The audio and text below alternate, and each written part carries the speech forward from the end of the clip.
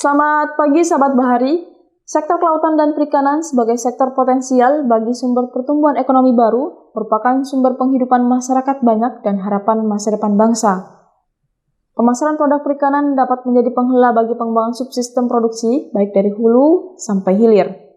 Dari amanat yang tertuang dalam Undang-Undang Perikanan menggambarkan bahwa pemasaran dalam negeri hasil perikanan memiliki nilai strategis setidaknya dari sisi fungsi ekonomi dan penyelenggaraan pangan nasional. Sebagai penyedia lapangan kerja, perikanan telah berkontribusi terhadap penciptaan dan pengembangan industri rumah tangga, usaha mikro kecil, menengah, dan industri besar berskala ekspor. Namun di satu sisi, kerap terjadi di lapangan saat ini bahwa kondisi ekonomi nelayan yang tetap miskin, sedangkan para pemasar memiliki trafik ekonomi yang lebih makmur. Di sisi lain, nelayan atau produsen juga mengalami kerugian karena infrastruktur dan jarak lokasi yang lebih besar sebanding dengan pemasar yang hanya melakukan penawaran produk. Hal ini menjadi pemicu bahwa penting untuk dilakukannya analisis sistem pemasaran bagi produk perikanan.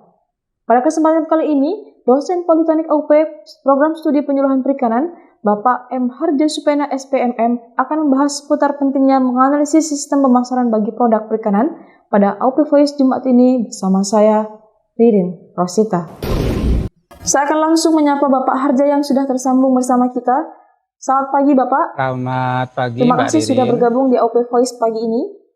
Bapak, boleh dijelaskan apa yang dimaksud dengan struktur dan indikator pasar industri, serta apa saja karakteristik struktur pasar berdasarkan sisi penjual dan pembelinya secara umum. Silakan Bapak. Baik, terima kasih Mbak Ririn. Pemirsa OP Voice, pada kesempatan pagi ini saya akan coba berbagi atau sharing tentang pentingnya menganalisis sistem pemasaran bagi produk perikanan. Baik, saya akan coba. Saya share screen dulu. Pemirsa Voice, OP Voice, bahwa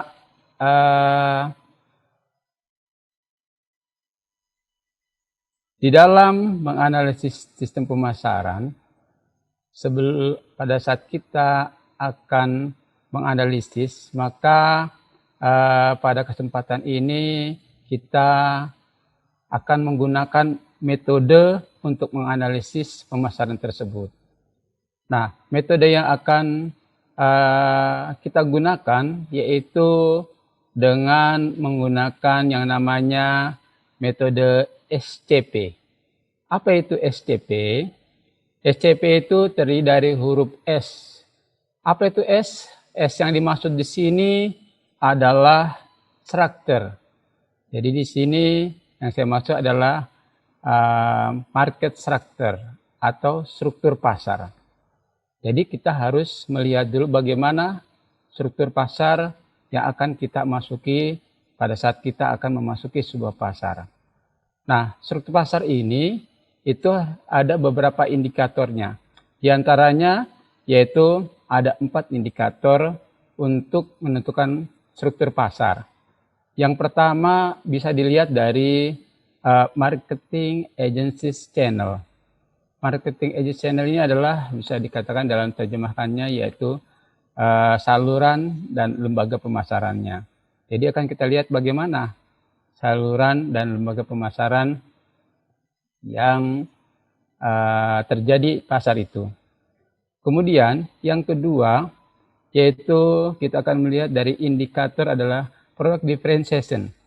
Saya ulangi, product differentiation, yaitu adalah perbedaan dari produk tersebut. Kemudian yang ketiga indikator dari struktur pasar ini yaitu free to enter the market.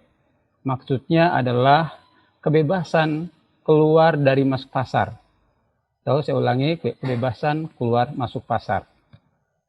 Dan yang keempat yaitu dari market concentration atau konsentrasi pasar. Nah, mungkin bagi pemirsa AOP Voice yang mungkin merasa asing, nanti akan kita bahas apa itu indikator-indikator tersebut. Nah, setelah market structure-nya kita ketahui, maka market structure ini akan menentukan dari perilaku pasarnya. perilaku pasarnya itu ditandai dengan huruf C, yaitu yang namanya adalah conduct, berarti maksudnya adalah conduct market, yaitu perilaku pasar. Bagaimana perilaku pasar yang terjadi setelah dari struktur pasar yang 4 indikator tadi. Nah, biasanya di dalam market conduct ini itu kita akan melihat ada 2 indikator yang terjadi. Perilaku yang umumnya terjadi adalah diantaranya yang pertama adalah pricing and market stability, yaitu stabilitas pasar dan harga. Bagaimana nanti stabilitas pasar dan harganya. Dan yang kedua, indikator yang kedua untuk melihat perilaku dari pasar tersebut, yaitu adalah practices in carrying out the marketing function. Maksudnya adalah praktek-praktek di dalam melakukan fungsi-fungsi pemasaran. Nah, itu umumnya yang akan terjadi pada perilaku pasar tersebut. Nah, setelah perilaku pasar tersebut itu kita lihat, maka di pasar tersebut akan kita ketahui bagaimana keragaan ya atau performan. Nah, untuk itu, untuk metode yang berikutnya adalah, nah yang ketiga, metode yang ketiga setelah kita ketahui bagaimana market conduct atau perilaku pasar tersebut, yaitu kita akan melihat performan marketnya. Apa itu performan market? Performan market ini kalau kita terjemahkan adalah sebagai artinya sebagai keragaan dari pasar. Bagaimana indikator dari keragaan pasar tersebut? Nah, yang akan terjadi keragaan pasar tersebut kita akan bisa melihat dari 5 indikatornya. Yang pertama yaitu marketing margin analysis atau analisa margin pemasarannya. Kemudian yang kedua, kita akan melihat dari farmersernya atau bagian yang diterima oleh produsen. Dan yang ketiga yaitu market cohesiveness analysis atau analisa keterpaduan pasarnya. Dan keempat yaitu indikatornya adalah price transmission elasticity analysis, yaitu analisis elastisitas transmisi harganya. Dan yang kelima yaitu analysis of marketing system efficiency, efisiensi sistem pemasarannya. Nah, itu metode yang akan kita gunakan untuk menganalisis pemasarannya. Baik, sekarang pemirsa OV Voice, kita akan bahas bagaimana metode ini selanjutnya. Nah, yang pertama tadi yaitu tentang market structure. Pada saat kita sekolah, mungkin pada saat SMP atau SMA, khususnya yang jurusan IPS, mungkin kita pernah disinggung bahwa struktur pasar itu ada 2, yaitu ada yang namanya pasar persaingan sempurna. Waktu kita sekolah SMA, saya pernah dengar pasar persaingan sempurna atau bahasa Inggrisnya perfect competition market. Tapi saya tidak tahu maksudnya apa. Nah, oleh karena itu sekarang akan kita bahas. Kemudian struktur pasar yang kedua yaitu adalah lawannya, yaitu pasar persaingan tidak sempurna atau imperfect competition market. Nah, selanjutnya apa sebenarnya market structure itu? Kan kita coba. Kita lihat ada 2 pendapat. Yang pertama pendapat dari Kotler tahun 1999 yang menyatakan bahwa market structure atau struktur pasar itu merupakan karakteristik organisasi yang menentukan hubungan antara penjual dengan pembeli yang dapat dilihat dari jumlah lembaga pemasaran yang terlibat, ataupun kita bisa lihat dari pangsa pasar, kemudian konsentrasi pasar, dan kondisi keluar masuk pasar. Seperti tadi indikator-indikator yang sudah saya sebutkan di awal. Kemudian ada pendapat yang lain, yaitu pendapat dari Hasibuan tahun 1993, yang menyatakan bahwa market structure atau struktur pasar didefinisikan sebagai saling hubungan antara pembeli atau calon pembeli yang secara strategi mempengaruhi penentuan harga pengorganisasian pasar. Nah, dari pendapat tersebut, saya coba mengambil dari sumber Dahl dan Hemon pengertian daripada struktur pasar tersebut, yaitu bahwa Dahl dan Hemon itu mengambil berdasarkan sisi penjual dan pembeli. Jadi kalau kita lihat di sini ada struktur pasar dan ada karakteristik. Nah, berdasarkan karakteristik penjual dan pembeli serta sifat produk, maka kita akan mengetahui bagaimana struktur pasar tersebut. Yang pertama yaitu jika penjualnya banyak dengan sifat produknya yang homogen, maka kita akan mengetahui bahwa itu adalah persaingan sempurna. Sedangkan dari sisi pembeli, jika itu pembelinya banyak dengan sifat produk yang standar homogen, maka akan dikategorikan dengan struktur pasar yang namanya persaingan murni. Berarti masih sama, kan? Baik dari sisi penjual maupun dari sisi pembeli. Nah, kemudian ada juga yang namanya pasar monopolistik. Ya, apa itu pasar monopolistik? Pasar monopolistik itu kalau kita lihat dari jumlah penjual, penjualnya banyak, namun sifat produknya itu diferensiasi. Diferensiasi ini artinya berbeda-beda, ya kan?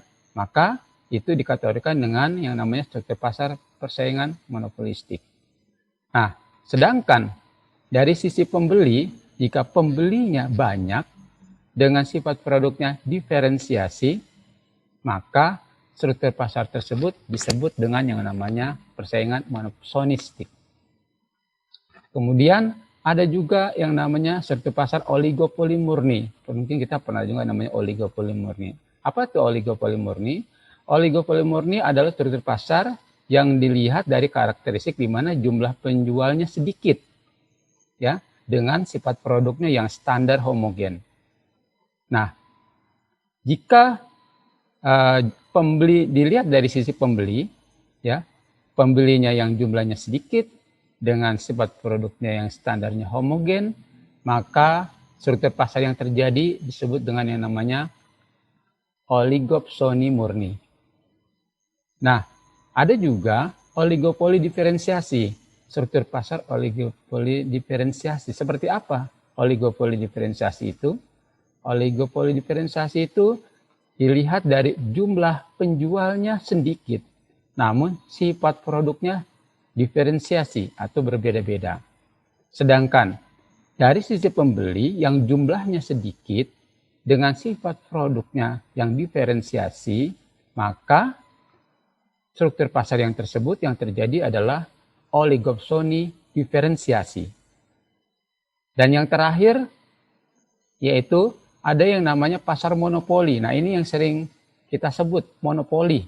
Monopoli itu sebenarnya adalah dilihat dari sisi karakteristik jumlah penjualnya, penjualnya hanya satu. Dan sifat produknya itu unik. Unik itu artinya khas atau tidak ada substitusi dekat atau pengganti dari produk tersebut. Itu yang namanya dengan monopoli.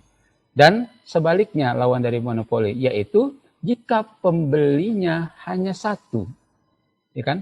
Pembelinya hanya satu dan sifat produknya itu unik, seperti yang saya katakan unik itu khas, ya kan? Tidak ada substitusi dekat penggantinya yang lebih dekat, maka itu disebut dengan yang namanya monopsoni. Itu karakteristik berdasarkan sumber dari Dahl dan Hemon tahun 1977. Ada juga menurut Cole dan Holz tahun 1990, ya kan? Kalau Holz dan Holz tahun 90 ini itu ada membandingkan tentang struktur pasar industri. Sebenarnya tidak jauh berbeda dengan tadi pendapat dari Kotler, ya kan? Bahwa di sini cuma dikatakan bahwa ada beberapa item yang menjadi ciri khas atau karakteristik dari pasar tersebut. Di antaranya ya adalah jika sebuah pasar oligopoli itu dikategorikan dengan jumlah penjualnya sedikit, kemiripan produknya serupa atau berbeda, kemudahan masuk bagi perusahaan barunya itu sulit, jadi artinya sulit untuk masuk ke dalam pasar tersebut, di mana halangannya benar-benar ada. Kemudian dari sisi pengaruh perusahaan terhadap harga, berarti pada oligopoli itu pengaruh perusahaan terhadap harga adalah suatu hal yang pokok, tetapi mesti mempertimbangkan perilaku dari pesaing atau lawan bisnisnya. Contohnya kalau oligopoli di sini itu misalkan adalah toko-toko dalam bentuk partai besar seperti pengolah pangan, pedagang besar dan lain sebagainya.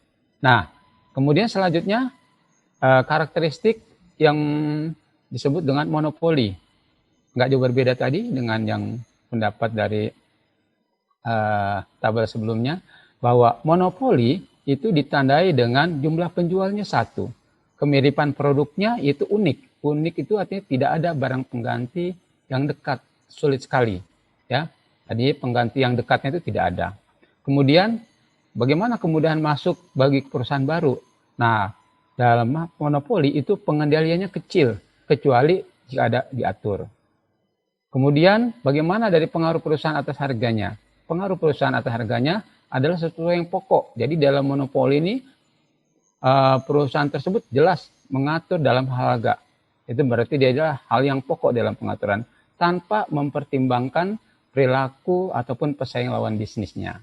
Contohnya di sini adalah perusahaan-perusahaan untuk kesejahteraan masyarakat luas. Misalnya kalau kita lihat ada PDAM, ya, kemudian Bulog, PLN, itu adalah perusahaan-perusahaan yang katakanlah tidak ada pesaingnya. Itu maksud daripada monopoli.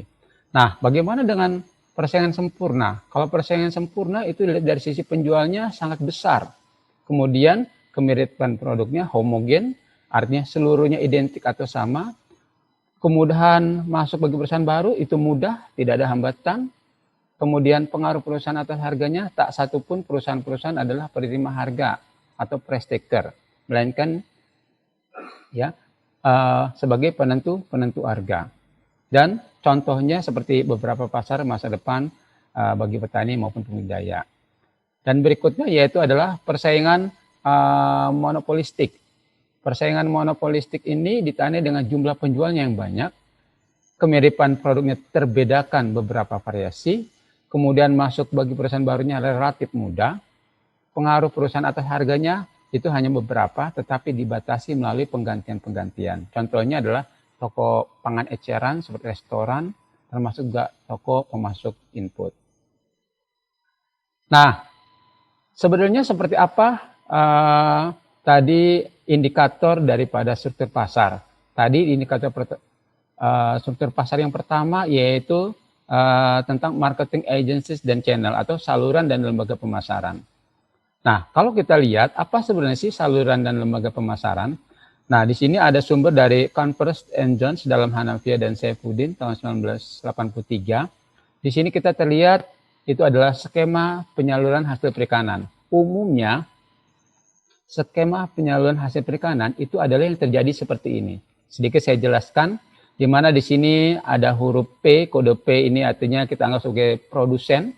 Ya, produsen itu bisa diartikan sebagai bisa pembudidaya ataupun nelayan ataupun pengolah. Kemudian biasanya dari produsen akan disalurkan kepada pengumpul lokal, ya kan? Atau dikasih kode dengan PL, pengumpul lokal. Nah, dari pengumpul lokal biasanya akan nanti disalurkan adalah ke pedagang besar atau di sini dikasih kodenya PB atau disebut dengan wholesaler istilah Inggrisnya. Kemudian, nah dari pedagang besar itu ada yang salurannya ke pedagang eceran, ya. Ini ada beberapa pedagang eceran. Nah, dari pedagang eceran atau retailer, kemudian baru disalurkan lagi kepada konsumen atau konsumen akhir, ya. Konsumen akhir atau ada istilahnya kan household customer. Nah, itu saluran pertama. Nah, kemudian kita lihat juga ada yang dari sehabis dari sampai di pedagang besar itu ada yang dilanjutkan kepada apa namanya ke institutional market.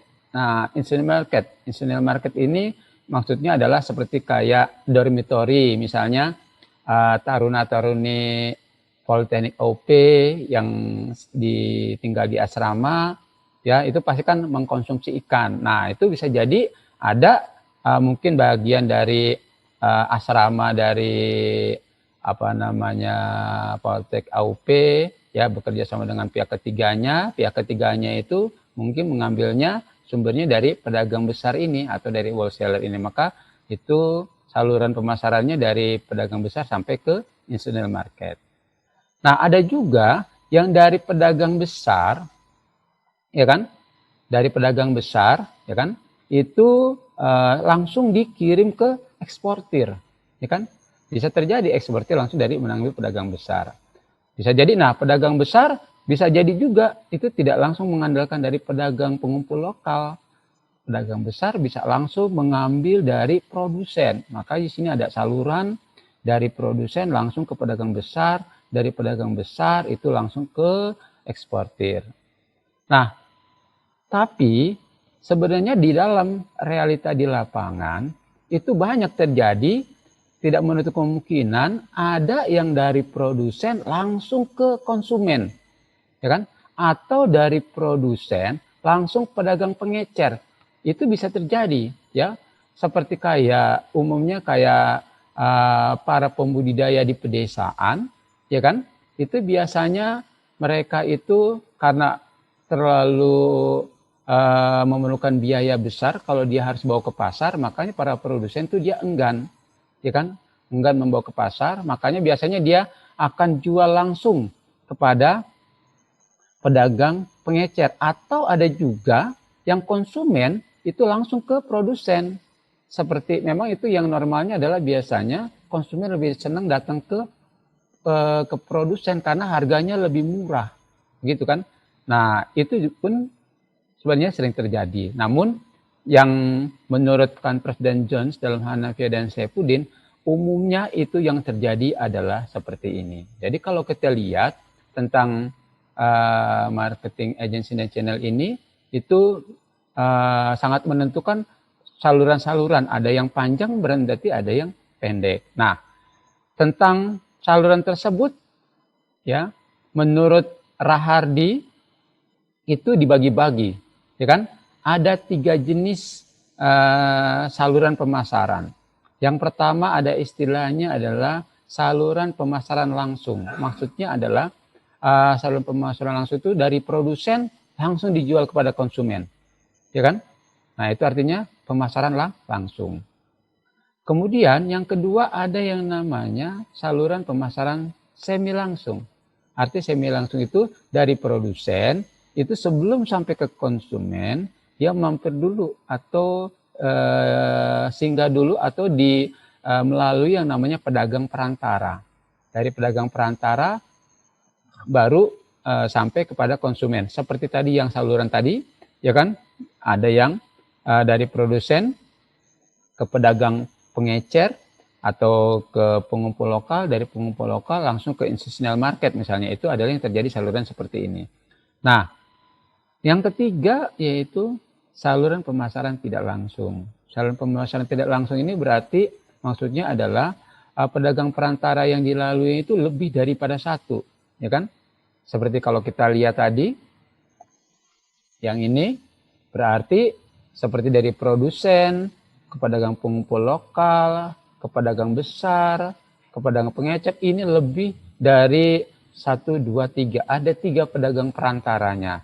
Nah, itulah yang dimaksud dengan dari saluran pemasaran tidak langsung. Nah, terkait dengan studi kasus yang pernah saya laksanakan di dalam penelitian saya, itu tentang pemasaran ikan hias. Nah, saluran pemasaran yang terjadi adalah sebagai berikut. Kebetulan ikan hias yang saya ambil adalah tentang ikan hias black ghost waktu itu. Nah, jadi saluran pemasarannya yang terjadi adalah dia melalui 2 saluran. Kalau tadi kita lihat kan saluran tuh banyak sekali ya. Yang tadi gambar yang tadi oleh Hanafiya dan Saifuddin bisa sampai jumlahnya 7 saluran. Kalau ini ada 2 saluran. Seperti apa salurannya? Saluran yang pertama itu yaitu dari produsen, kemudian langsung ke pedagang pengumpul satu istilahnya, ya, pedagang pengumpul satu. Pedagang pengumpul satunya pada saat itu yang saya laksanakan adalah Koperasi Pusat Kota Bogor, ya kan. Nah, kemudian dari Koperasi Pusat Kota Bogor ini itu dia disalurkan lagi kepada supplier atau istilahnya dengan pedagang pengumpul dua, atau supplier. Dari supplier baru dijual kepada pedagang pengecer. Nah, dari pedagang pengecer baru dijual kepada konsumen di dalam negeri. Itu saluran yang pertama. Kemudian saluran yang keduanya itu ada yang juga dari produsen langsung ke KPKB, ya, Koperasi Pusat Kota Bogor ini, langsung itu disalurkannya adalah ke eksportir, ya. Namun jumlahnya tidak banyak, hanya 21,4%. Sedangkan yang tadi dalam negeri lebih banyak, yaitu jumlahnya 8,6%. Dari eksportir langsung disalurkan ke konsumen. Konsumen apa? Konsumen yang ada di luar negeri. Tergantung dari negara mana yang eksportirnya akan dituju. Nah, itu adalah sekilas tentang marketing, lembaga, dan saluran pemasaran. Nah, indikator yang kedua yang bawa untuk menyatakan market structure adalah tentang product differentiation. Apa sih product differentiation itu? Diferensiasi itu adalah tindakan merancang serangkaian keunikan yang bermakna untuk membedakan tawaran perusahaan dengan para pesaingnya.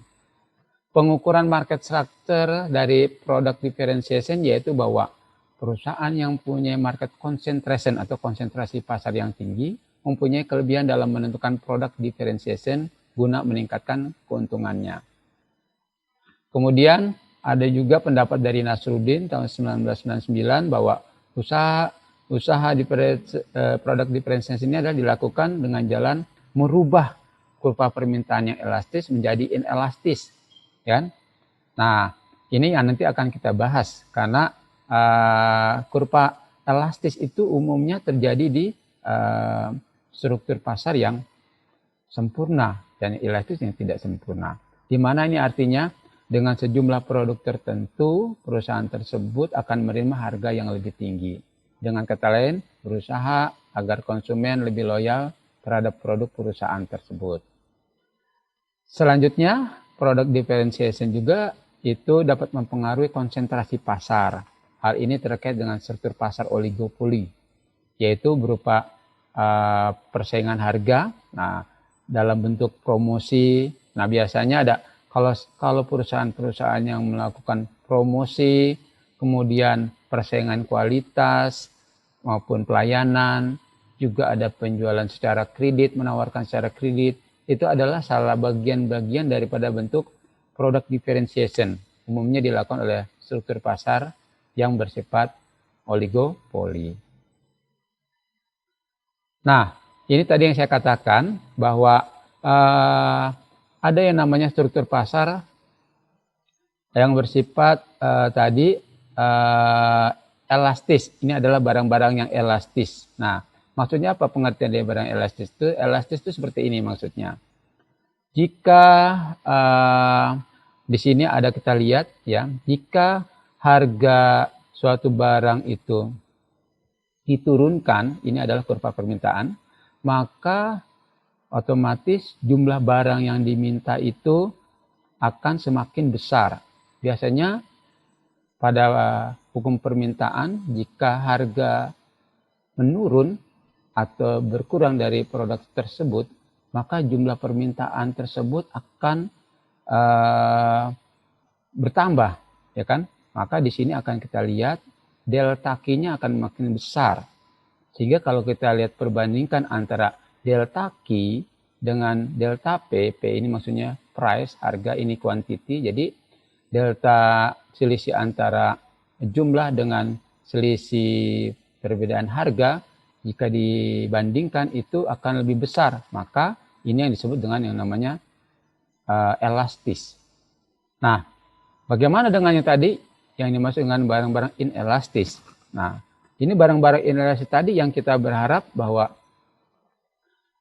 diferensiasi produk itu maksudnya adalah bahwa jika produk tersebut sedikit dirubah, pengertian dirubah itu misalnya nilai dari produk itu ditingkatkan, tentunya harga tersebut akan naik, ya kan? Umumnya kalau harga tersebut akan naik atau di sini harganya akan naik, ya, akan naik, maka umumnya rata-rata permintaannya akan turun karena itu hukum permintaan. Nah, tapi bagaimana caranya sebuah perusahaan itu berusaha walaupun yang namanya produknya diberikan nilai tambah, tetapi konsumennya tidak berkurang, ya kan? Tidak berkurang. Maka dengan demikian, ya kan? Di sini akan terlihat delta P-nya lebih kecil, ya kan? Delta P-nya lebih besar maksud saya, ya kan? Kemudian dibandingkan dengan delta Q-nya, ya kan? Yang lebih kecil, sehingga delta Q dibandingkan dengan delta P atau delta quantity dibandingkan dengan harganya, itu hasilnya menjadi lebih kecil, elastisitas lebih kecil, ya kan? Maka disebut dengan yang namanya barang-barang inelastis. Nah, ini maksudnya adalah bahwa jika produk tersebut dinaikkan, artinya dirubah, ya kan? Dirubah itu maksudnya supaya ada penambahan nilai dari produk tersebut, tetapi jumlah dari permintaannya tidak terlalu banyak berkurang, sehingga si perusahaan itu akan tetap memperoleh keuntungan. Nah, itu maksudnya. Nah, selanjutnya indikator tentang struktur pasar yang berikutnya adalah tentang free to enter the market. Apa maksud daripada free enter the market? Pengertian dari free enter the market atau bebas keluar masuk pasar ini maksudnya bukan berarti kita masuk terusnya keluar pasar, bukan seperti itu, bukan tidak secara fisik yang kita lihat. Jadi di sini maksudnya adalah free to enter the market atau bebas keluar masuk pasar itu adalah mudah tidaknya seorang pedagang baru, ya, atau pemain baru, ya, untuk masuk dan keluar, ya. Nah, di sini bisa dikatakan sebagai ancaman bagi pendatang baru, ya kan? Jadi katakanlah kalau saya menjadi seorang pedagang produsen baru, akan menjual produk saya ke dalam suatu pasar. Nah, tentunya pada saat akan kita masuk ke dalam pasar yang produk tersebut, nah disitulah akan kita lihat apakah kita bisa melakukan pemasaran produk tersebut atau tidak. Itu maksud daripada free to enter the market. Kemudian ada juga yang menyatakan bahwa pada pasar persaingan sempurna, nah ini pada struktur pasar persaingan sempurna atau fair competitive market, free to enter market itu lebih mudah dibandingkan dengan pasar persaingan tidak sempurna, ya kan? Hal ini dikarenakan pada pasar persaingan tidak sempurna itu lebih cenderung bersifat price setter, ya kan? Yaitu price setter dan bukan price taker. Price setter itu maksudnya adalah penentu harga dan bukan sebagai price setter atau penerima harga. Terutama pada struktur pasar yang bersifat monopoli, ya kan? Nah, kalau pada pasar yang bersifat monopoli, biasanya dia itu akan bertindak sebagai price setter, kan? Bukan price taker. Nah, berikutnya indikator daripada market structure adalah tentang market concentration atau konsentrasi pasar. Apa maksud konsentrasi pasar ini? Maksud konsentrasi pasar ini adalah umumnya indikator ini banyak dilakukan oleh struktur pasar yang bersifat oligopoli. Nah, konsentrasi pasar itu diukur berdasarkan persentase dari penjualan ataupun dari aset ataupun dari pangsa pasar. Nah, ada beberapa teori yang menyatakan secara empiris umumnya ukuran konsentrasi pasar itu bisa dikatakan sebagai 20 penjualan, 8 aset, dan 4 dari pangsa pasar. Tetapi kalau kita melihat tidak harus semuanya, salah satu pun juga misalnya kita lihat dari sisi penjualannya saja, ataupun asetnya saja, ataupun pangsarnya saja, kita bisa menentukan bahwa itu adalah sebuah struktur pasar oligopoli. Baik, saya lanjutkan lagi. Nah, kalau tadi struktur pasarnya sudah kita ketahui, ya kan, maka yang akan terjadi di pasar tersebut adalah perilaku pasar. Perilaku pasar yang terjadi seperti apa, ya kan? Atau maka di sini akan kita jelaskan tentang apa sih perilaku pasar atau market conduct itu. Market conduct atau perilaku pasar merupakan pola tingkah laku dari lembaga-lembaga pemasaran. Lembaga-lembaga pemasaran tadi yang saya masukkan ada wholesaler, ada pedagang pengumpul lokal, ada pedagang pengecer atau retailer, itu lembaga-lembaga pemasaran. Juga termasuk di dalamnya ada produsen dan konsumen. Nah, ini kita lihat nanti akan terjadi tingkah laku dari lembaga-lembaga dalam suatu pasar tertentu.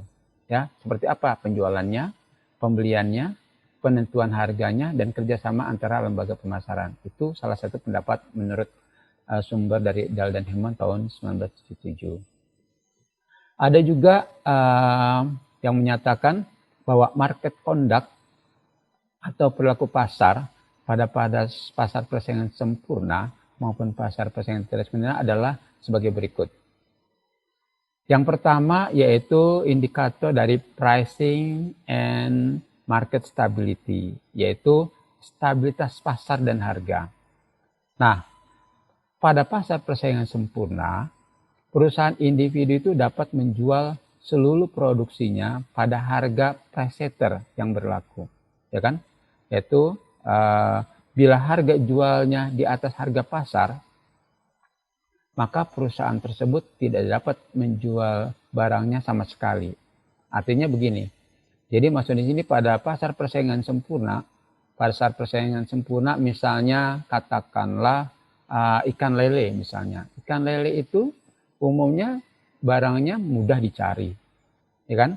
Sehingga kalau kita katakanlah sebagai pemain baru dalam ikan lele, tentunya sudah jelas ikan lele itu berada dalam pasar persaingan sempurna. Nah, pada pasar persaingan sempurna, maka kita sudah pasti akan menjual harga ikan lele itu pada harga pasar yang terjadi di harga pasar pada umumnya, atau istilahnya dengan harga pasar adalah presetternya. Jadi katakanlah kalau ikan lele misalnya sekilonya harganya misalnya 20.000 misalnya, kemudian kita jual dengan harga 25.000, nah otomatis ya kan para pembeli itu tidak akan mau, ya kan? Dia pasti para pembelinya itu akan lari kepada penjual ikan lele lainnya yang tentunya harganya lebih murah, ya. Bahkan dia akan mencari yang harganya adalah 18.000, ya. Atau harga pasar tadi 20.000 tadi maksud saya, yang 20.000 tadi. Otomatis dengan demikian kalau seandainya dijual dengan harga 25.000, itu pasti si pasar tersebut tidak akan laku si penjual itu, kan? Nah, berbeda lagi pada pasar persaingan tidak sempurna. Nah, berbeda dengan pasar persaingan tidak sempurna. Misalnya pasar monopoli. Perusahaan monopoli itu sering disebut sebagai penentu atau penetap harga atau presetter. Karena kurva permintaan perusahaan tersebut sama dengan kurva permintaan pasarnya, kan? Nah, maksudnya adalah bahwa kalau pasar monopoli itu dia sebagai penentu atau penetap harga. Kenapa dia sebagai penentu atau penetap harga? Karena merasa bahwa barang-barang atau produk yang dijualnya itu tidak ada yang memilikinya atau tidak ada orang lain yang memilikinya. Maka tadi ada tabel yang berbunyi ciri khasnya adalah barangnya unik. Nah, itu tadi barangnya unik. Jadi kalau barangnya unik itu artinya tidak ada orang lain yang menjual.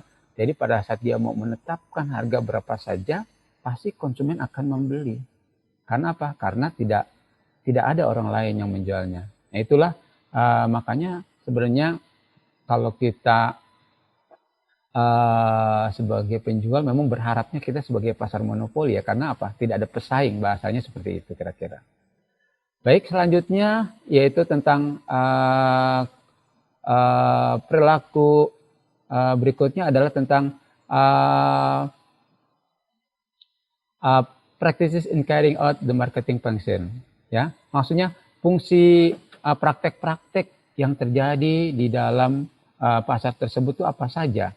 Nah, umumnya setelah kita ketahui struktur pasar itu kita ketahui, perilaku yang akan terjadi itu adalah praktek-praktek yang terjadi dalam pasar. Yang pertama yaitu adalah tentang functional approach, ya. Functional approach. Apa itu functional approach? Itu adalah pendekatan fungsi pemasaran. Kemudian institutional approach, yaitu adalah pendekatan institusi. Yang ketiga yaitu adalah commodity approach, yaitu pendekatan komoditi.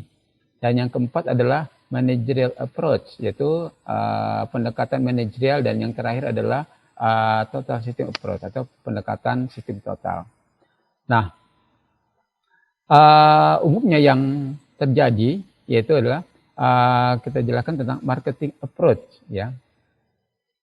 Pada dasarnya jadi praktek-praktek yang terjadi itu adalah tentang marketing functional approach yang banyak terjadi, atau pendekatan tentang fungsi pemasaran yang dilakukan oleh seorang produsen, kan, ataupun lembaga pemasaran lainnya.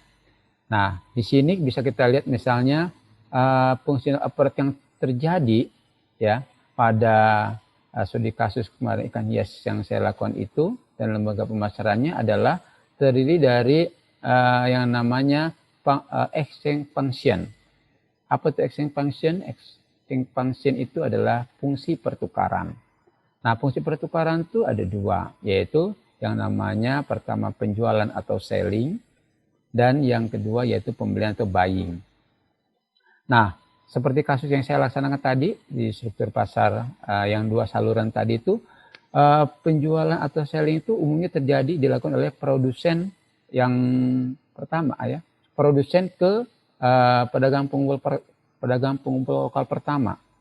Yang maksud ini adalah pusat koperasi Kota Bogor tadi. Nah, kenapa dia harus menjual kepada pusat koperasi Kota Bogor? Mungkin yang terjadi di situ adalah kasusnya bahwa si produsen itu terjadi adanya faktor keikatan modal. Mungkin si produsen itu modalnya pada saat itu dia pinjam dari koperasi, sehingga mau tidak mau dia menjual kepada si pedagang pengumpul pertama ini atau koperasi Kota Bogor.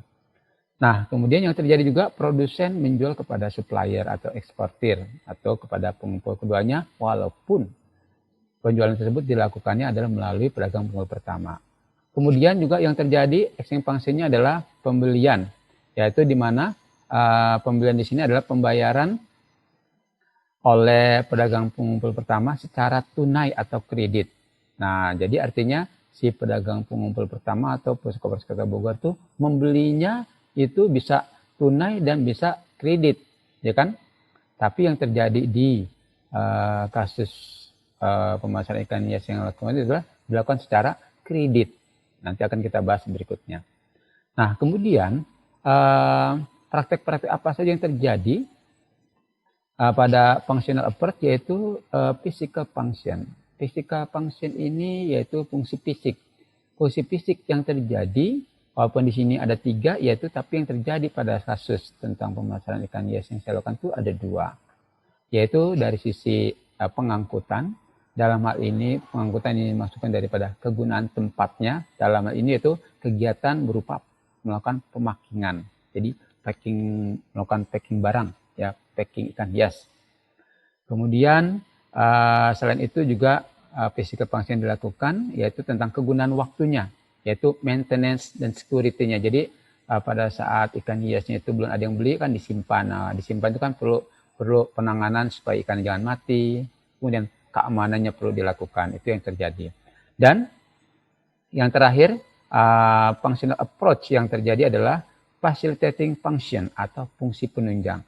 Nah, fungsi penunjang yang umumnya dilakukan pada ikan hias yang saya lakukan itu adalah tentang standarisasi dan gradasi atau standardization and grading. Dalam hal ini yang saya lakukan adalah tentang sortation grading, yaitu melakukan penyeleksian, ya, penyeleksian terhadap ukuran-ukuran ikan yang sejenis, ya, ukuran panjangnya, ya kan, itu kita pisah-pisahkan. Selanjutnya adalah tentang penanggungan risiko. Itu juga termasuk adalah facilitating function atau fungsi penunjang, atau risk bearing, di mana tentunya di dalam kita menjual, dalam melakukan penjualan ikan hias itu pasti tidak akan terlepas daripada yang namanya adalah mati ataupun juga terjadi kehilangan atau theft, gitu ya, kehilangan atau curi lah dan sebagainya. Dan yang selanjutnya adalah informasi pasar atau marketing intelligence. Nah, tentang informasi pasar ini penting, ya, pasti akan terjadi informasi pasar itu bersifat asimetris. Asimetris itu maksudnya adalah bahwa informasi tentang harga itu pasti tidak semuanya diketahui oleh kedua belah pihak, misalnya antara produsen dengan pedagang. Umumnya kalau di pedesaan-pedesaan yang jauh dari kota, para produsen itu jauh dari informasi pasar, ya kan?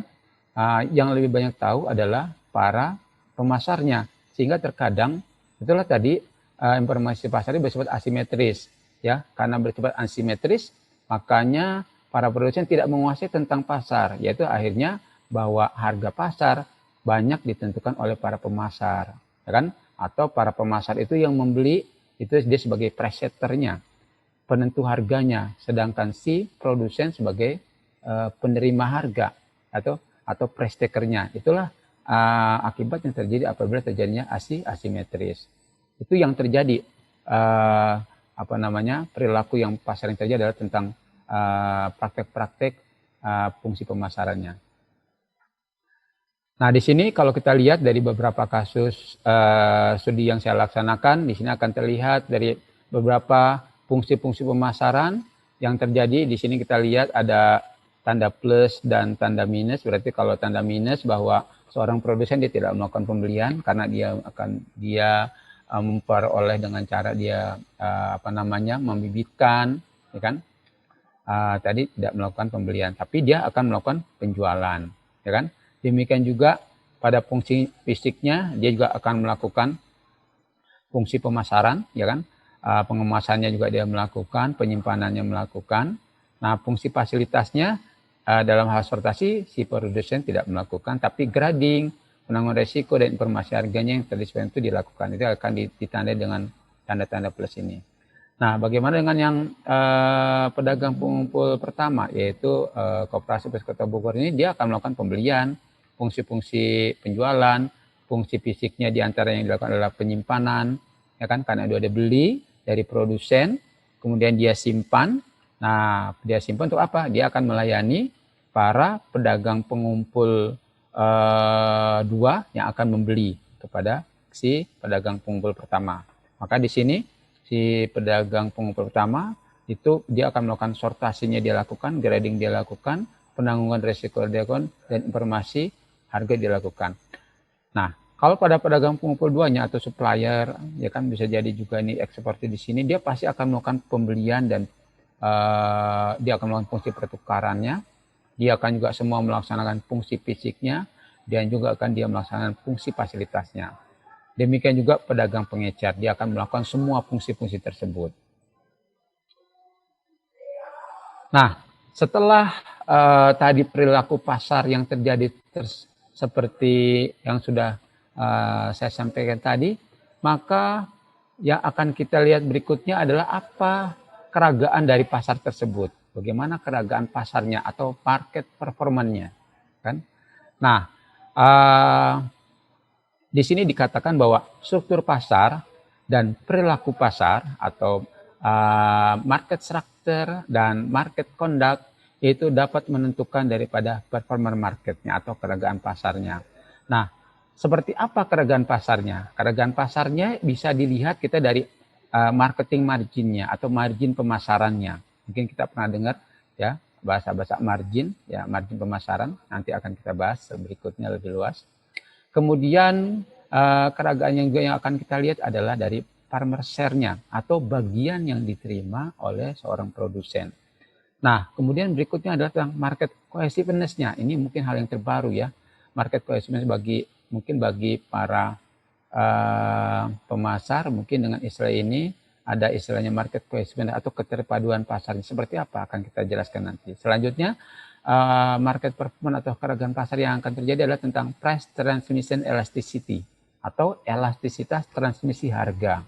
Nah, seperti apa juga tersebut akan kita bahas berikutnya. Yang pertama adalah marketing margin atau margin pemasaran. Apa margin pemasaran? Margin pemasaran itu menurut Azzeno tahun 1993 menyatakan bahwa margin pemasaran itu adalah perbedaan harga yang dibayar konsumen akhir dengan harga yang diterima oleh produsen untuk produk yang sama. Itu menurut pendapat Azzeno. Sedangkan pendapat Dahl dan Hammond tahun 1977 bahwa marketing margin atau margin pemasaran adalah harga yang terjadi di tingkat produsen dengan harga di tingkat konsumen. Hampir mirip-mirip sebenarnya pendapat ini, cuman tadi kalau di Azeno ada disebutkan untuk produk yang sama. Nah, kemudian penjelasan lebih lanjut bahwa marketing margin atau margin pemasaran itu termasuk di sini diantaranya adalah termasuk semua ongkos ya untuk menggerakkan produk mulai dari produsen sampai ke konsumen akhir, kan? Oleh karena itu dalam proses analisisnya harus didasarkan pada kondisi yang sama dan kondisi struktur pasar bersaing sempurna. Saya ulang lagi, khusus pasar bersaing sempurna. Jadi untuk margin pemasaran lebih banyak terjadinya adalah pada struktur pasar bersaing sempurna. Karena apa? Karena pada struktur pasar bersaing sempurna umumnya cenderung kepada pasarnya lebih efisien. Artinya pemasaran lebih efisien itu artinya para lembaga pemasaran yang terlibatnya itu lebih banyak. Tidak seperti kayak pasar persaingan tidak sempurna. Contoh monopoli itu tidak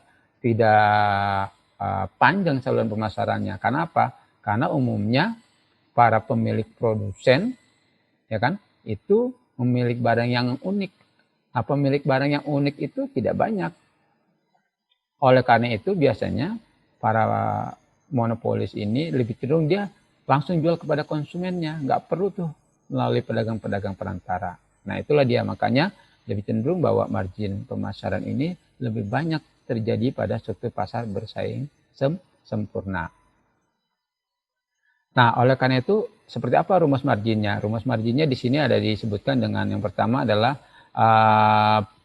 price KI, di mana price KI itu artinya adalah harga jual di lembaga pemasaran ke I, maksudnya ke berapa, entah ke satu, entah kedua, entah ketiga. Kemudian dikurangi dengan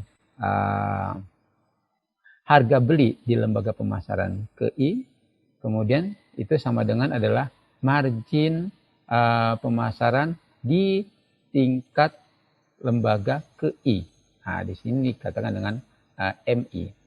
Nah, ada juga rumus margin yang menyatakan bahwa margin itu sebenarnya berasal dari CI ditambah dengan apa namanya? Ini apa nama tandanya di dalam ada V ya, VI. V ini di sini maksudnya adalah keuntungan di lembaga pemasaran. Sedangkan C di sini adalah cost, yaitu biaya di lembaga pemasaran. Jadi di sini ada lembaga pemasarannya, biaya di lembaga pemasaran KI ditambah dengan keuntungan yang ada di lembaga pemasaran KI, itu juga disamakan disebutkan namanya rumus daripada margin. Nah dengan demikian total marginnya atau M yang terjadi adalah sigma daripada jumlah margin-margin yang ada di lembaga pemasaran KI, yaitu dari mulai 1 sampai seterusnya. Nah kalau kita lihat di sini seperti apa margin itu. Nah di sini kita lihat bahwa di sini ada yang namanya kurva permintaan dan penawaran. Nah, kalau kita lihat di sini, ya kan, di sini ada kurva permintaan, ya, kurva permintaan. Nah, di sini terjadi pemotongannya kurva permintaan dengan apa namanya kurva penawarannya. Maka di sini letak daripada harga daripada si produsennya. Nah, di sini misalnya harga di produsen ada di sekitar ini. Kemudian ketika produk tersebut sudah sampai ke konsumen akhir, ya katakan ke konsumen akhir, nah di sini letaknya, maka kurva yang terjadi yaitu dia lebih tinggi di sini, ini kurva permintaannya, dan ini adalah kurva penawarannya. Nah, di sini akan terjadi yang namanya jarak antara atau selisih harga antara dari harga di tingkat produsen dan konsumen, ya kan? Nah, maka margin tata niaga tersebut dapat dihitung dengan dari harga di tingkat konsumen dikurangi dengan harga di tingkat produsen. Nah, dikali daripada, nah ini tadi, kalau ini berarti antara jarak antara jumlah kuantiti yang berada di harga produsen dengan yang di harga konsumen, nah dikalikan dengan daripada selisih harga tersebut, itulah yang namanya nilai margin dari tata niaga atau pemasaran. Nah, ini adalah keterangan-keterangan dari tabel tersebut. Nah, kalau kita melihat dari susu saluran pemasaran yang ada di tadi yang ditampilkan yang 2 saluran tadi, maka akan terjadi urutannya seperti sebagai berikut, yaitu harga jual di petani itu seekornya ikan hias black coast itu 1.600, dijual kepada pedagang pengumpul satu, dalam hal ini adalah Koperasi Pusat Kota Bogor.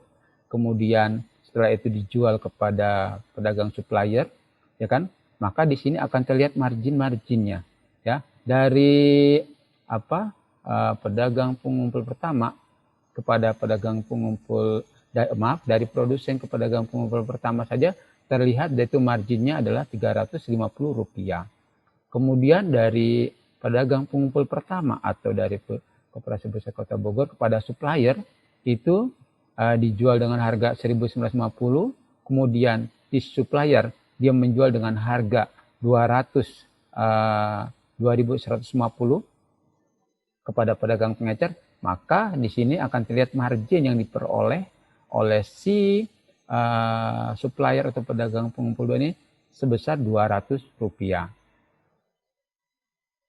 Nah, ini yang terjadi di saluran pertama. Demikian juga yang terjadi di saluran kedua. Nah, saluran kedua tadi itu kan dari katakanlah dari tadi produsen dijual kepada pedagang pengumpul pertama, ya kan?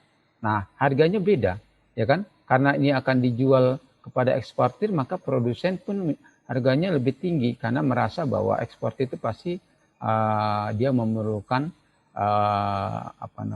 dia butuh, sehingga harganya menjadi lebih naik, yang semulanya di 1.600 di sini menjadi 1.625, walaupun tetap si produsen ini menjualnya kepada si pedagang pengumpul pertama, yaitu Koperasi Pusat Kota Bogor, karena tadi sudah terjadi keterikatan kaitannya modal, ya kan?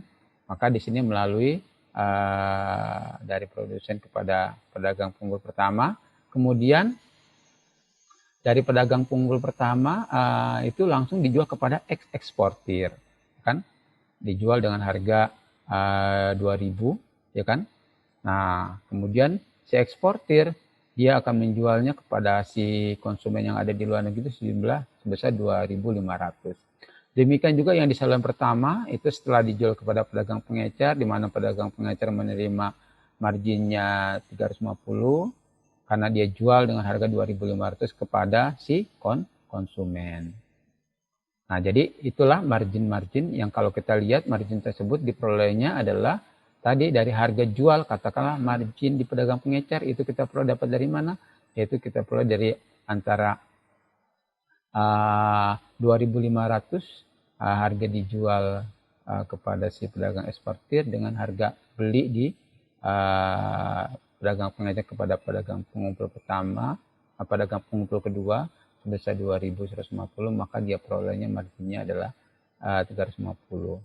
Ataupun bisa diperoleh margin ini itu berasal dari jumlah keuntungan ditambah dengan jumlah biaya-biaya yang terjadi. Di sini kita lihat jumlah biayanya ada 150, jadi 150 ditambah 200 sebesar 350.000. Berarti ini sudah sesuai dengan rumus margin yang tadi sudah saya sampaikan.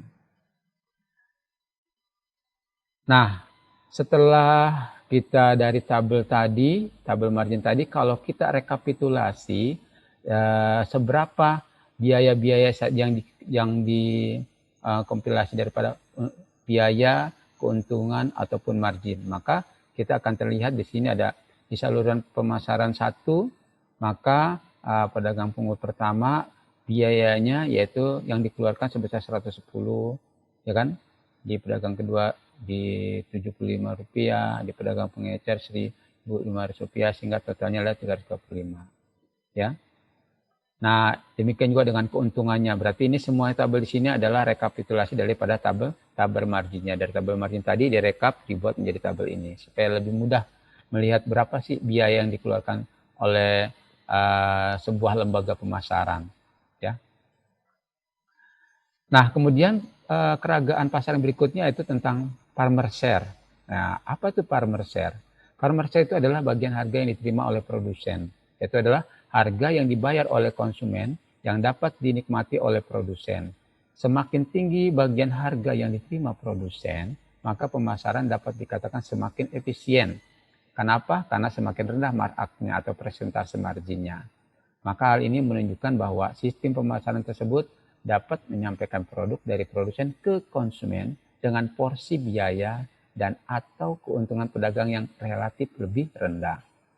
Nah, umumnya farmer share atau indikator farmer share itu dinyatakan dengan persentase, di mana persentase ini itu adalah membandingkan harga yang dibayarkan oleh konsumen akhir dengan yang dinyatakan dalam persentase. Kemudian farmer share juga mempunyai hubungan yang negatif terbalik dengan margin pemasaran. Artinya farmer share ini berbanding terbalik dengan margin, di mana semakin tinggi margin maka farmer share-nya semakin rendah. Itulah beberapa pengertian tentang farmer share.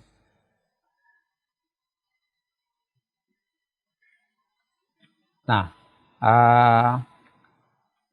selanjutnya yaitu tentang keragaman berikut adalah market cohesiveness. Nah, apa market cohesiveness ini?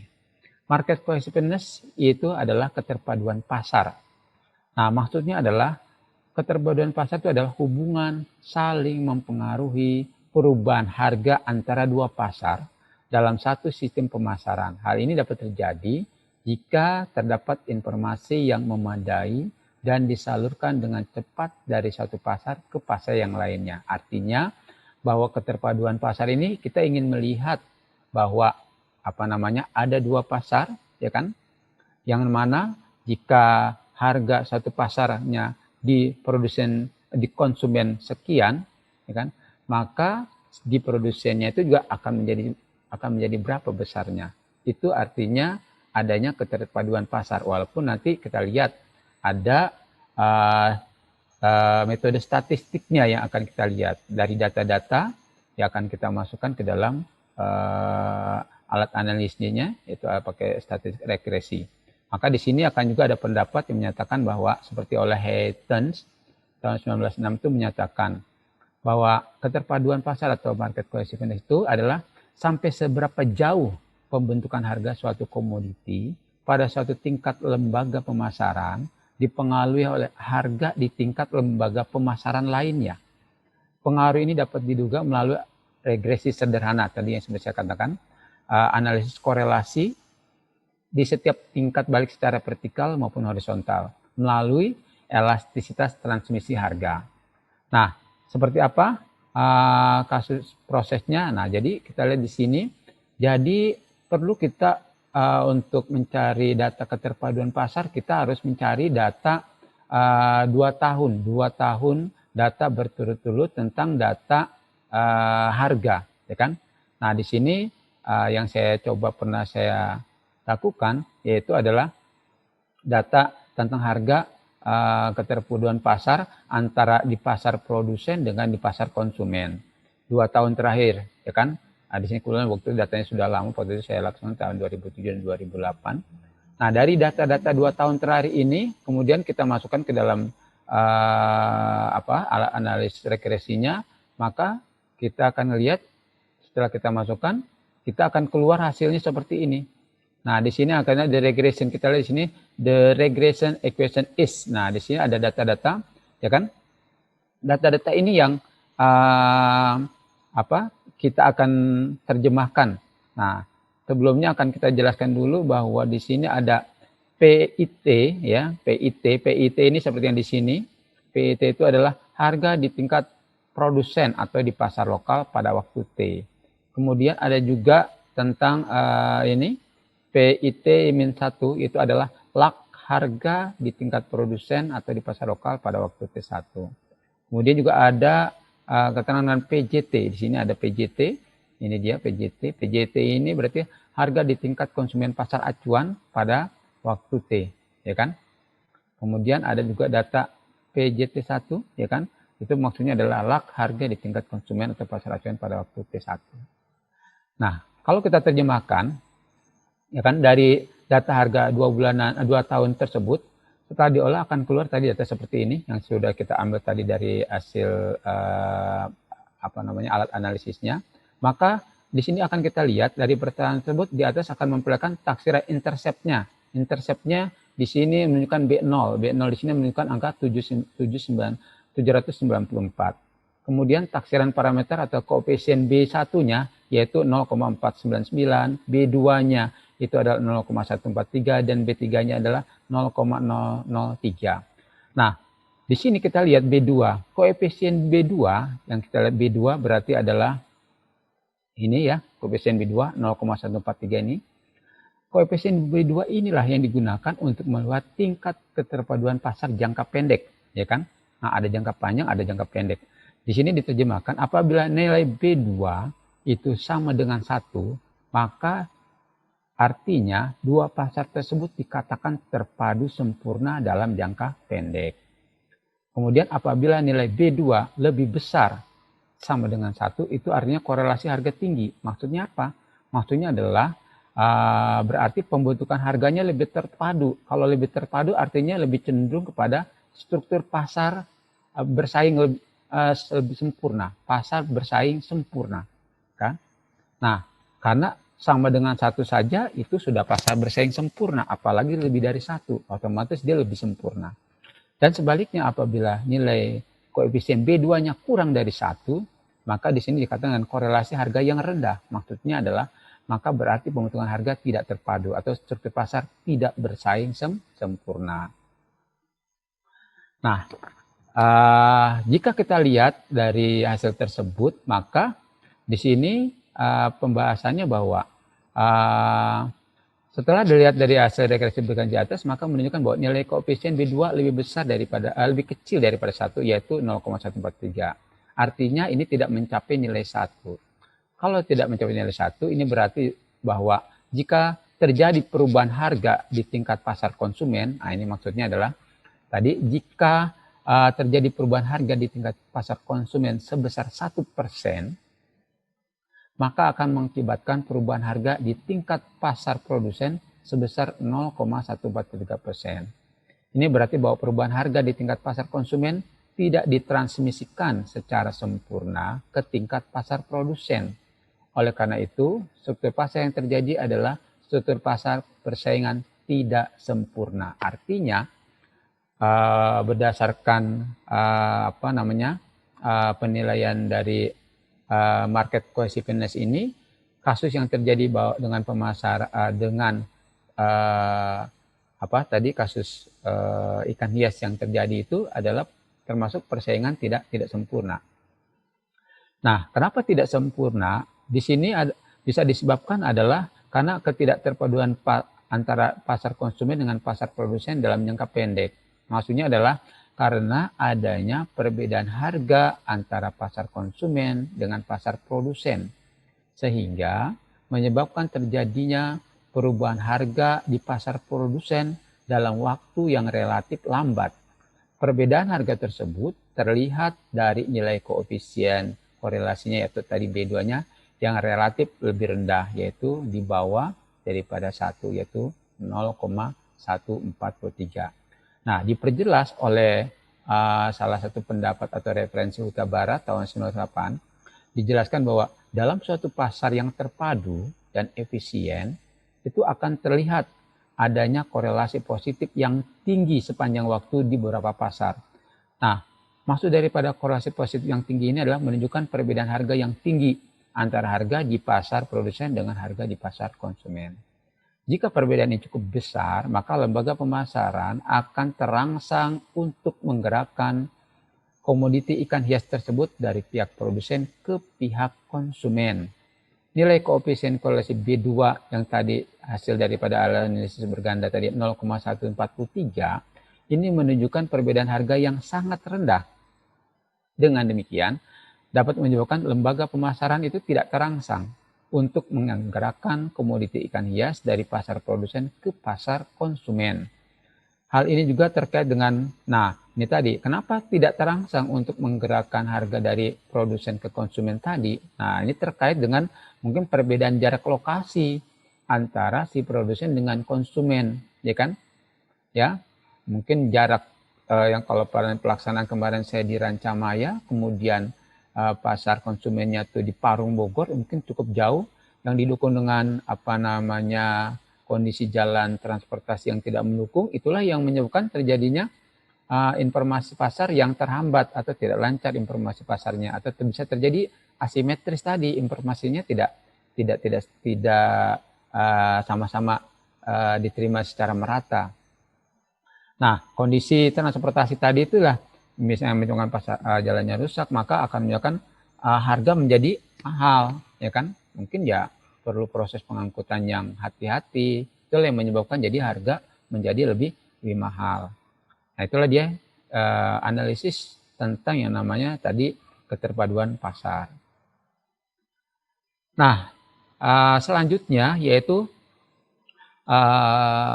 keragaman pasar yang terjadi di dalam tadi kasus ikan hias yang saya laksanakan itu adalah tentang dari price transmission elasticity atau elastisitas transmisi harga. Apa maksud elastisitas transmisi harga di sini? Elastisitas transmisi harga atau price transmission elasticity ini itu digunakan untuk mengetahui persentase perubahan harga. Ini persentase perubahan harga di tingkat produsen akibat perubahan harga di tingkat konsumen. Nah, itu tadi, jadi kalau seandainya di tingkat pasar konsumen ada perubahan harga, ya berapa persentasenya, maka berapa yang akan terjadi persentase yang terjadi di tingkat produsen. Itu yang namanya dengan price transmission elasticity atau elastisitas transmisi harga. Nah, elastisitas transmisi harga ini digunakan untuk mengetahui hubungan pasar antara pasar di tingkat produsen dan pasar di tingkat konsumen. Hampir sama seperti yang pendapat di atas, pendapat Sugiono, yang ini adalah pendapat Ajiono. Nah, di sini untuk mendapatkan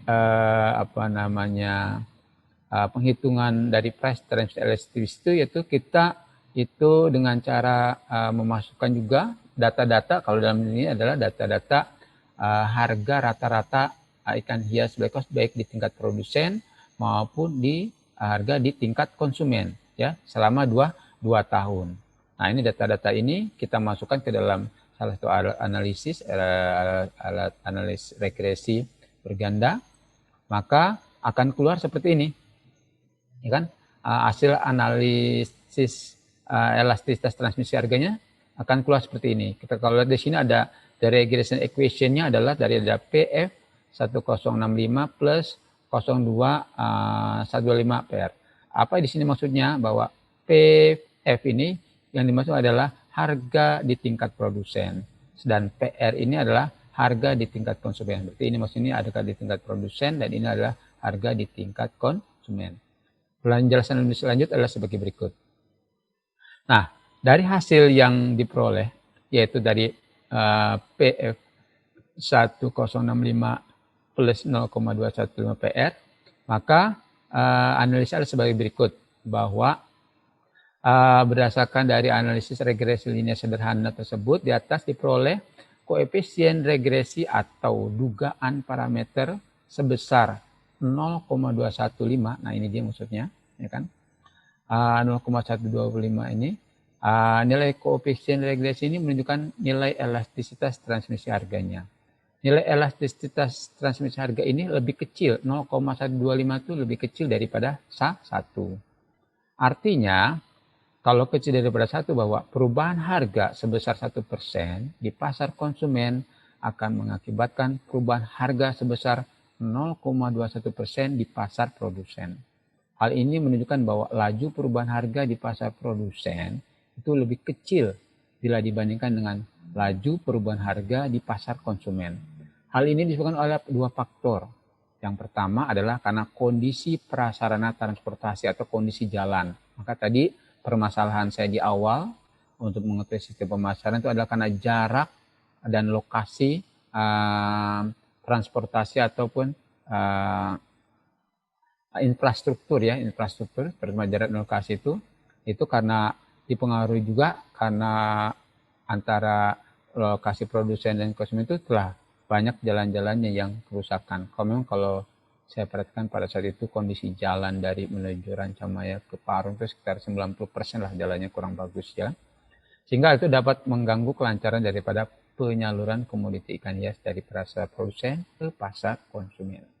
Dan faktor yang kedua penyebabnya adalah karena strategi dari pedagang atau supplier dan pedagang pengecer dalam hal ini, yaitu untuk mengimbangi risiko kemungkinan meningkatnya biaya pemasaran yang harus mereka keluarkan. Itu juga salah satu faktor kendalanya.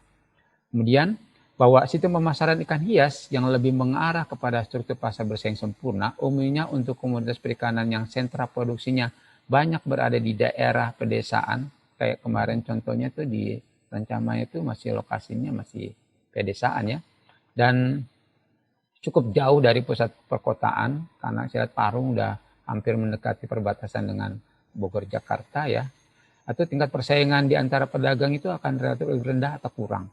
Dengan demikian, maka cenderung akan mendorong timbulnya pasar bersaing tidak sempurna. Nah, jadi itulah tadi, jadi perbedaan antara lokasi juga itu bisa menyebabkan terjadinya struktur pasar. Dalam hal ini, yaitu pasar bersaing tidak sempurna. Nah, yang terakhir, yaitu adalah market performance atau keragaman pasar yang bisa kita lihat adalah dari analysis of marketing system efficiency atau analisis efisiensi sistem pemasaran.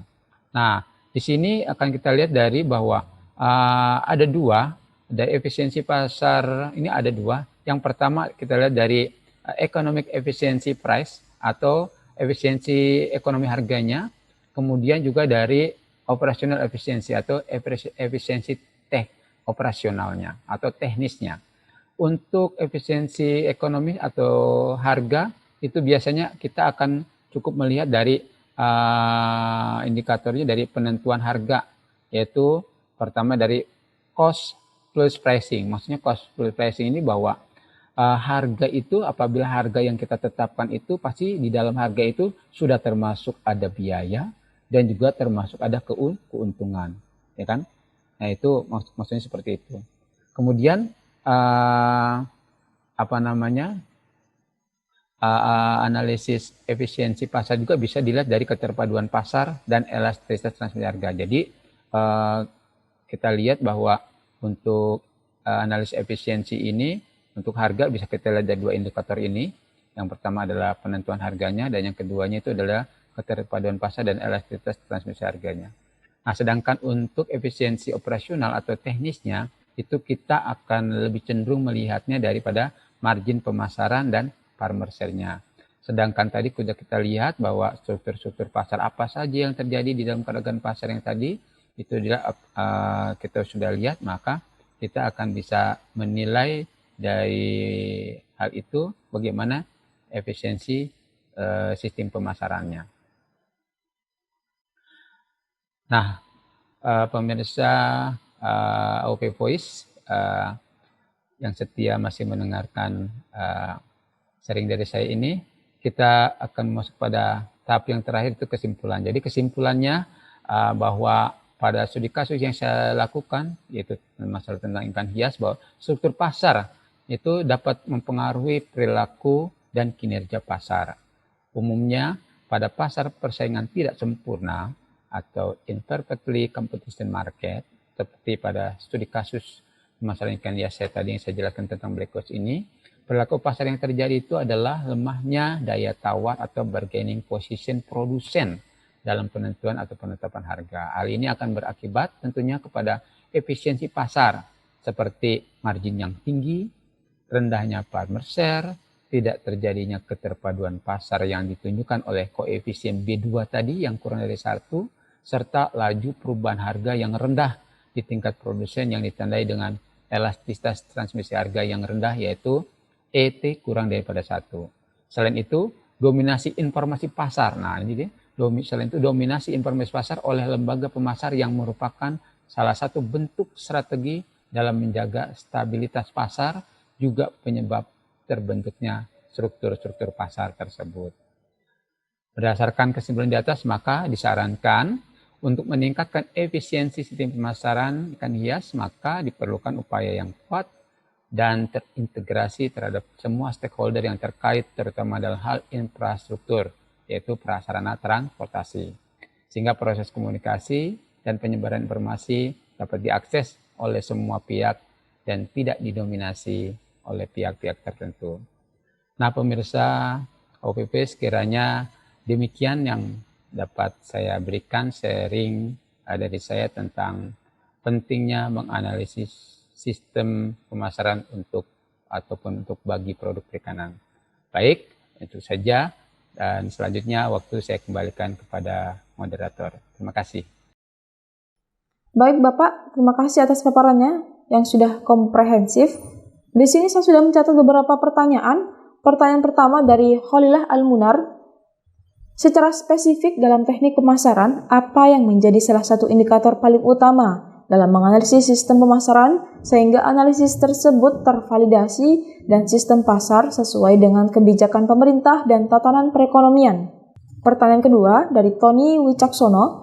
Berdasarkan yang telah Bapak sampaikan sebelumnya, perihal tingkat perekonomian nelayan yang rata-rata cenderung masih lebih rendah dibandingkan dengan para pemasar. Mengapa demikian? Mohon bisa Bapak jelaskan lebih rinci. Baik, terima kasih Mbak Ririn, selaku moderator. Nah, terkait tadi dengan pertanyaan indikator apa saja yang penting, ya, yang penting sehingga terjadinya struktur pasar tersebut. Nah, indikator yang terpenting itu sebenarnya adalah tentang struktur pasarnya. Tadi yang saya katakan di sini adalah struktur pasar ini yang paling harus kita ketahui dulu. Ya kan? Karena setelah struktur pasar itu kita ketahui, maka pasti di pasar tersebut itu akan terlihat bagaimana perilaku pasarnya, itu bagaimana conduct marketnya, ya kan? Nah, setelah conduct marketnya kita ketahui, maka perilaku pasar yang terjadi seperti A atau seperti B, itu maka kita akan melihat bagaimana performa atau keragaan pasarnya. Jadi kalau kita lihat dari metode yang saya lakukan ini, yaitu indikator-indikator yang penting yang harus salah satunya itu adalah indikator-indikator yang berada di struktur pasar ini, yaitu yang 4 poin ini, ya. Dari 4 poin ini kita akan bisa mengetahui daripada faktor apa yang bisa menentukan daripada menjadi pentingnya sistem pemasaran tersebut. Nah, setelah kita lihat tadi seperti yang sudah saya jelaskan panjang lebar tadi, bahwa dengan mengetahui beberapa indikator yang ada di struktur pasar, maka kita akan melihat misalnya tadi dari marketing agencies dan channel atau saluran dan lembaga-lembaga pemasarannya. Kemudian dari perbedaan produknya tadi, ya. Kemudian bagaimana proses keluar masuknya pasar dan daripada konsentrasi pasarnya. Nah, dari faktor-faktor ini tadi itulah yang akan memperlihatkan perilaku pasar yang akan terjadi, ya kan? Contoh yang paling gampang misalnya, ya kan? Jika misalnya katakanlah dari produk differentiation misalnya, perbedaan produknya. Tadi kita lihat bahwa dari sisi perbedaan produk itu kita akan bisa menentukan struktur pasar apa yang terjadi. Nah, kalau seandainya tadi misalnya katakanlah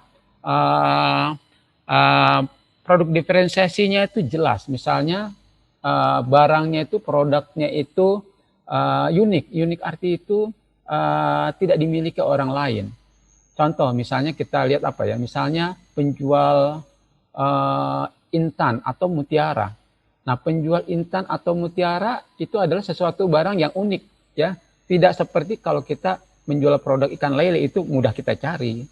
Orang lain juga mau bergabung di pasar ikan lele, mudah mendapatkannya. Tapi kalau misalnya kayak intan, mutiara, itu enggak semua, ya, tidak semua para produsen itu bisa melakukan itu hanya tertentu saja. Otomatis kalau dengan kondisi produk diferensi produk yang seperti itu, maka itu sudah menunjukkan bahwa persaingannya adalah persaingan tidak sempurna. Nah, di dalam persaingan tidak sempurna, bagaimana perilakunya? Pasti di dalam menentukan stability market dan harganya, ya kan? Pasti si apalagi misalnya katakanlah si penjual intan atau mutiaranya hanya satu, tidak banyak yang menjualnya. Pasti dia akan berlaku sebagai monopoli. Nah, kalau sudah berlaku sebagai monopoli, maka dia akan bebas dalam menentukan harga. Artinya dia akan bertindak sebagai price setter, ya, sebagai price setter atau penentu harga. Nah, kalau sudah dia sebagai price setter, sebagai penentu harga, maka otomatis di sini marginnya yang akan dimiliki besarnya adalah oleh si penjual tadi, ya kan? Oleh si penjual tadi. Maka yang kalau sudah marginnya terlalu dimiliki oleh si penjual tadi, ini adalah struktur pasarnya pasti persaingannya tidak sempurna. Nah, kalau kita lihat dari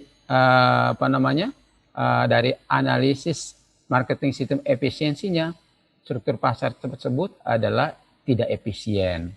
Karena apa? Tidak efisien karena pertama saluran pemasarannya itu pasti saluran pemasarannya yang tadi saya sebutkan tadi ada 3 jenis, itu pasti saluran pemasarannya langsung. Kalau saluran pemasarannya langsung, itu pasti para lembaga pemasaran yang terlibat itu hanya sedikit, ya kan? Kalau hanya sedikit, pasti keuntungannya hanya dimiliki oleh sepihak, artinya tidak merata. Berbeda seperti kalau kasus yang misalnya salurannya panjang, misalnya ada produsen, ada pengunggul pertama, ada pengumpul pedagang yang kedua, kemudian pengecer, itu pasti marginnya itu akan terbagi di situ, ya kan? Nah, tadi yang kalau katakanlah misalnya tadi contoh misalnya ada kasus yang margin ikan hias tadi, misalnya di antara margin di setiap lembaga pemasaran itu sama, ya kan? Artinya merata, ya kan? Tidak ada yang besar, tidak ada yang kecil, maka struktur pasar yang terjadi itu akan terjadi adalah sistem pemasarannya bisa dikatakan efisien. Nah, dengan demikian kalau contoh kasus tadi tentang mutiara dan intan itu jelas tidak efisien. Nah, jadi itu Mbak Ririn. Nah, kemudian yang kedua. Oh iya, tadi apa yang kedua Mbak Ririnnya? Boleh diulangi lagi Mbak Ririn yang kedua? Oke, yang kedua tadi itu tentang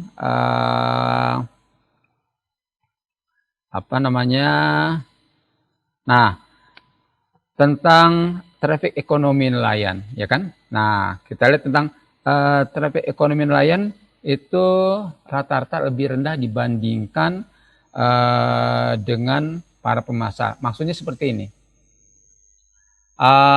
Kenapa dia lebih rendah dibandingkan dengan para pemasar? Karena umumnya para nelayan, ya kan? Para nelayan itu setelah dia mendapatkan hasil tangkapannya, ya kan? Nelayan itu jarang ada yang menjual langsung, ya kan? Menjual langsung, ya kan? Kalau kita lihat tadi di sini ada tabel ininya, kalau kita lihat, kalau kita lihat daripada saluran pemasarannya,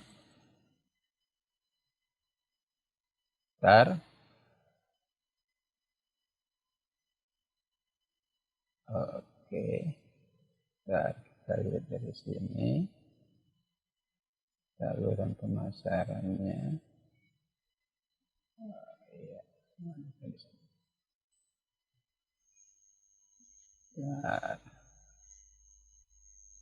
Nah, ini dia. Nah, umumnya para nelayan itu setelah dia katakan produsen di sini katakan sebagai nelayan, maka hasil tangkapan para nelayan itu jarang umumnya langsung dia jual kepada si konsumen. Nah, karena nelayan itu umumnya kan kita tahu bahwa nelayan itu di dalam melakukan usaha tangkapannya dalam 1 tahun itu tidak mulus begitu saja. Kita tahu bahwa pasti dihadapi dengan cuaca badai yang pada satu saat mungkin sebulan 2 bulan itu cuaca tidak bagus, maka mau tidak mau akhirnya nelayan tersebut sudah memerlukan biaya. Nah, biayanya dari mana? Biasanya para nelayan itu sudah masuk ke dalam anggota koperasi, ya kan? Nah, anggota koperasi. Nah, di dalam koperasi tersebut biasanya umumnya di TPI tempat pelelangan ikan. Nah, biasanya di TPI tersebut itu sudah dikoordinir oleh koperasi. Nah, akibatnya apa? Akibatnya para nelayan tersebut pasti menjualnya itu tidak bisa langsung ke konsumen. Artinya dia tidak bisa langsung melakukan pemasaran langsung. Tidak seperti kayak struktur pasar monopoli. Kalau struktur pasar monopoli kan bisa dari produsen dia langsung ke konsumen. Tetapi kalau para nelayan itu tidak bisa. Artinya dia harus melalui TPI, ya kan? Seperti kayak kasus tadi saya itu, contoh ikan hias tadi itu dikuasai atau dijual kepada koperasi pusat kota Bogor. Kalau ini oleh TPI. Nah, TPI nanti baru dijual, ya kan? Entah itu kepada pedagang melalui lelang, ya, melalui lelang. Biasanya di sana tuh di sebuah TPI itu pasti ada bakul-bakul lah bahasanya itu, atau para tengkulak ataupun para pedagang besar. Nah, biasanya TPI itulah yang akan melayani para pembeli-pembeli, tidak lagi oleh nelayan. Akibatnya apa? Akibatnya ya nelayan harganya pasti sudah ditetapkan oleh TPI ataupun koperasi. Karena apa? Itu tadi hampir kasusnya sama. Kasusnya adalah keterikatan terkait dengan masalah modal. Mungkin kalau nelayan keterikatan dia peminjaman uang pada saat kondisi cuaca tidak bagus, tidak bisa melaut, kadang-kadang bisa sampai 2-3 bulan. Nah, harus dapat dari mana? Ya akhirnya dia minjam. Nah, terjadinya peminjaman itulah yang menyebabkan terjadinya istilahnya adalah keterikatan modal. Kalau sudah terjadi keterikatan modal, mau tidak mau, ya kan, dia tidak boleh menjual kepada orang lain, hanya kepada koperasi. Hampir sama kasusnya seperti tadi yang dilakukan di penelitian saya tentang ikan hias. Nah, kira-kira itulah. Jadi memang sebaiknya adalah kalau produsen ini bisa langsung dia menjual, atau nelayan itu bisa langsung menjual kepada konsumennya, itu mungkin dia akan lebih bagus. Artinya memangkas semua saluran-saluran pemasaran yang harus dilalui, layaknya pada saluran yang panjang atau saluran yang tidak langsung, ya. Itu tadi. Jadi seperti itu, Mbak Ririn. Terima kasih. Baik Bapak, terima kasih atas jawabannya yang sangat komprehensif. Sahabat Bahari, jawaban Bapak Harja tadi sekaligus menutup perjumpaan kita dalam AUP Voice minggu ini. Bapak Harja, terima kasih atas kesediaannya telah bergabung. Saya, Rino Cita, mewakili tim yang bertugas pagi ini mengucapkan terima kasih atas kebersamaan sahabat Bahari. Saksikan terus AUP Voice dan salam AUP Wave.